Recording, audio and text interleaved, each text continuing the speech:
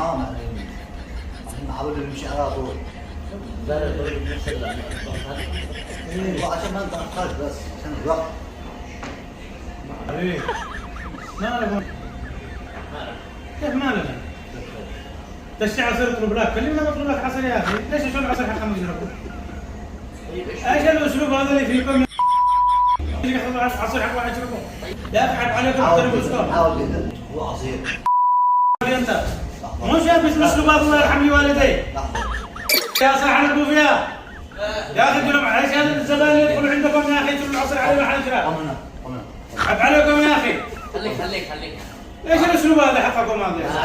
ايش انت يا اخي ليش عيب عليك؟ عيونا طيب كيف لا تزعجنا الله كيف لا يزعجك الله يرحم لي والديك؟ يا صاحب البوفيه بينوا ايش لكم يا اخي يشربوا العصير عليه يسحبوا والدك؟